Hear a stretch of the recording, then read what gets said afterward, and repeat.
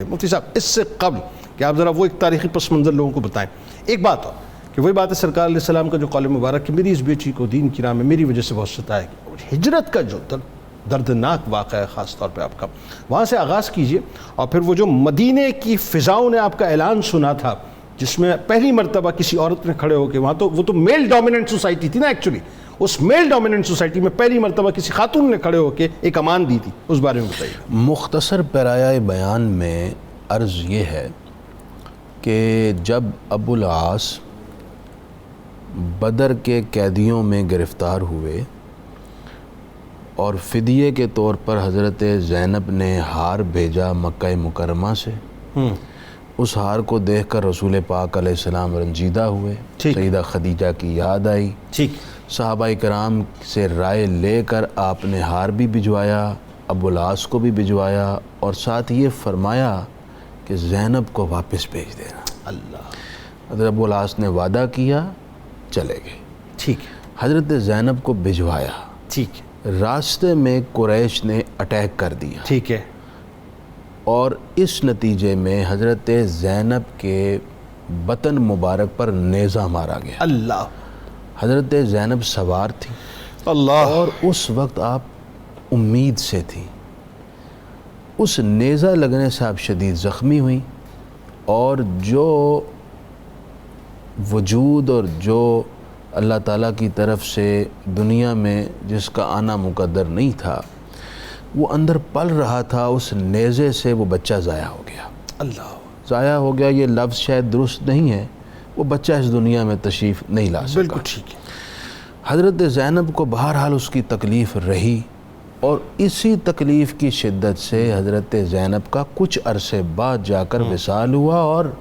ہمارے محققین کی ایک جماعت نے اسی بنا پر سیدہ زینب کو شہیدہ لکھا ہے، اللہ، کہ آپ کو شہادت کا رتبہ عطا ہوا۔ اللہ، اچھا، سیدہ زینب جب واپس تشریف لے آئیں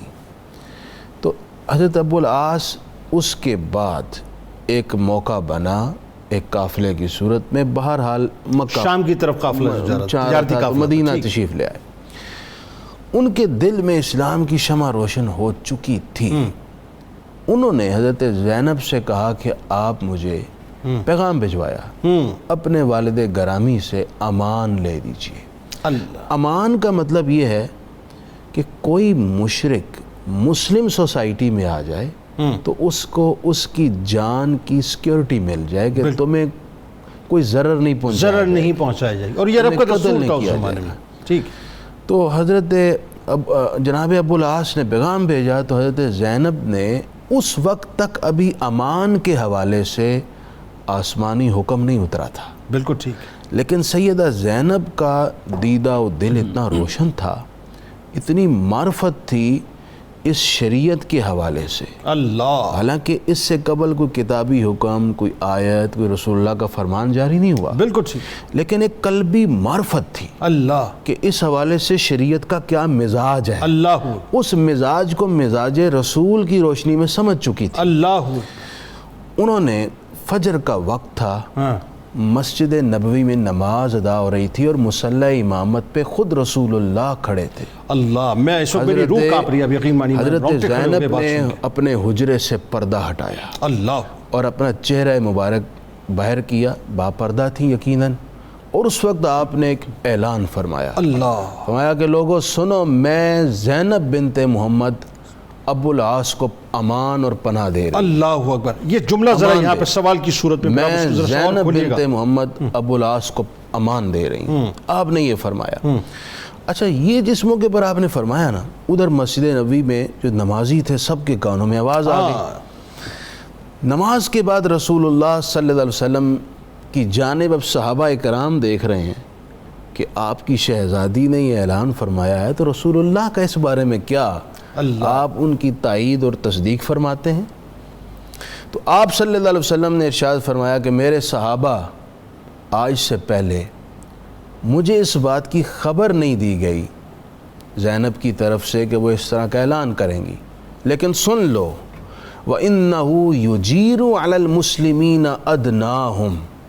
میں ملت اسلامیہ کے تمام افراد کو آج سے یہ حق دیتا ہوں وہ جس مشرک کو چاہیں پناہ دے سکتے. اللہ، یعنی ایک خاتون کا عرب کے میل ڈومیننٹ سوسائٹی میں، یہ جملہ عرض کرنا چاہ رہا تھا، کھڑے ہو کر اعلان کرنے کا مطلب اب امان جو ہے باقاعدہ ایک سند بن گئی. سند بن گئی، اور حضرت زینب کی امان کی روشنی میں تمام مسلمانوں میں، چاہے وہ ادنا ہے یا اعلیٰ ہے، خاص ہے یا عام ہے، سب کو یہ اتھارٹی دے دی گئی کہ وہ مشرک کو امان دے سکتے ہیں.